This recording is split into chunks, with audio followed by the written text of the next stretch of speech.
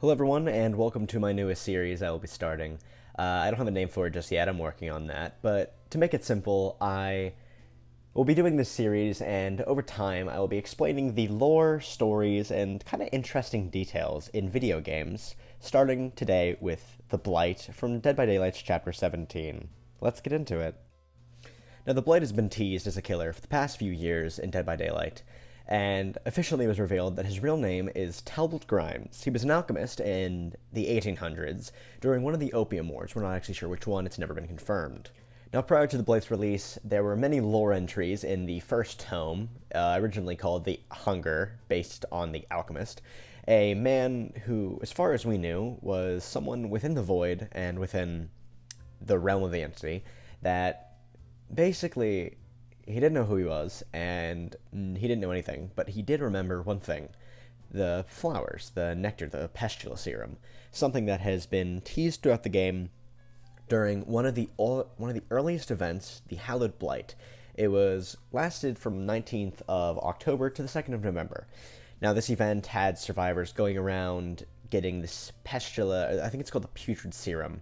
It had the survivors extracting this Putrid Serum from these weird kind of like flower vine things. Now, the weird flower vine things are the Pestula flowers. It's basically this weird kind of living flower that it gives out this really nasty serum called the blood, or it's actually called the Putrid Serum, but I'm going to refer to it as the Blight. Now, the Blight, of course, is also the name of the new killer. This serum was discovered by Talbot Grimes after his hard life, and whenever he entered the entity's realm, he found himself discovering and, testing and using this serum on whatever he could. He thought it would help him get out of the entity's realm.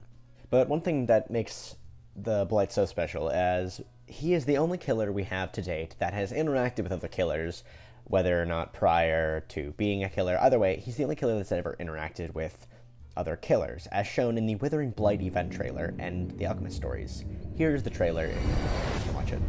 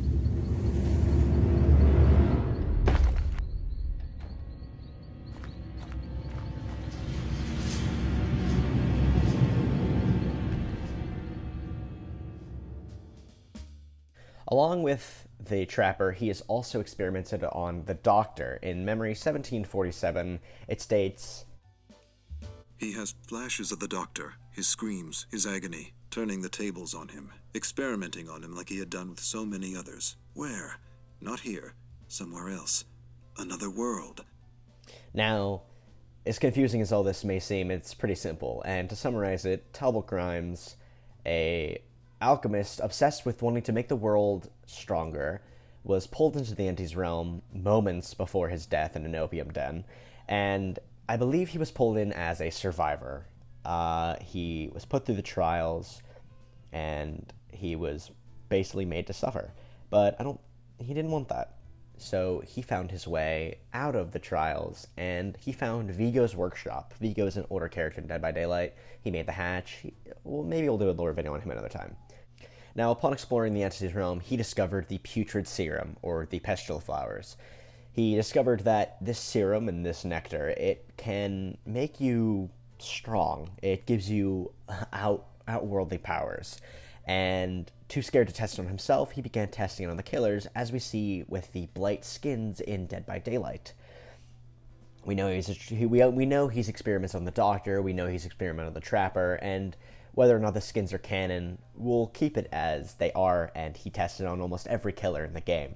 Now, at some point in his testing, Talbot decided he was going to put the serum inside of himself. Maybe it would help him get home, maybe he would become stronger. He began to experiment on himself, stabbing himself with the putrid serum, and, like all the killers, getting that buff, that power, and he became addicted to it. But in search of more and more of the pestile flowers, because they can only be around for some time, he would eventually make his way into the Void. At this point in time, he didn't remember who he was. He had put the pestile serum inside of himself to the point where he didn't know anything about who he was or where he was. All he knew was that he wanted the serum. He had flashes of who he was, but he didn't know. To make it simple, in Dead by Daylight, whenever your character is sacrificed and, killed, they don't die, they return to the campfire. And what actually happens to them is the entity eats their hope. It feeds on their hope, and it slowly begins to corrupt and devour their soul over time. Every time they die, they lose a small part of themselves. Eventually, when you lose everything there is to lose, you're just a corpse. You're not dead, but you're not alive. And you go into a sublevel of the Entity's realm called the Void. Now, as we've already discussed, this is where Talbot found himself. And, of course, where he also found himself, there were more of the pestile flowers. Unknown of who he was, he stabbed the serum into himself. The Entity was slowly coming down to take him back into the trials. He didn't want to leave, though. He was too hooked on wanting to find more of the serum. So he gave the Entity a promise. He would submit. He would join the Entity, and rather than become a survivor, he became a killer. At least not yet. He promised the Entity that he would continue on as long as he could get the feeling of the flowers, the pestile serum inside of him again. At one point, as we've seen in the trailer at the beginning, it corrupted him into the point where he was a monster. He was the Blight. But of course, having an addiction to this thing, you can't always come across it easy. The pustule flowers, they only sprout every once in a while. As we've seen from the trailers and just from the story in general, once you take the putrid serum from them, they disappear forever. And when the special event happens in the Entity's realm, they'll sprout again. And when that event ends, they will die until there's nothing left. But once you have the chance to actually obtain the serum, the putrid serum, and whatever you get from it, then that's the time when you can use it and basically, I guess, become powerful, as we've seen. And sadly, in the end, Talbot Grimes became the Blight, the killer that we know today in Dead by Daylight. I have been very interested in the Blight story because he's been teased for such a long time. From the tome entries to the original Blight event, the idea of him as a character has been teased for so long. At first I was going to think the Blight himself would be Vigo, because, Vigo hasn't been seen for a long time. It's assumed he's dead, along with Benedict Baker, who I think honestly could be the tome guy. There's so many stories Dead by Daylight has to share, and I can't wait to see more about them. But this has been the 4th episode of my new lore series. I hope you've enjoyed it. And I hope you play Chapter 17 of Dead by Daylight, Descend Beyond. It is very fun. I have been playing it. Not the best with the Blight himself. I'm really not that good. I'm a Trapper main. But I hope you enjoy, and I hope you stick around for my next video, whatever it's going to be. I will definitely be making more of these lore videos, and I will definitely expand this series and have it be a recurring thing on the channel. Thank you for listening to me, and thank you for sitting down, explaining the Blight. Have a good day, everyone.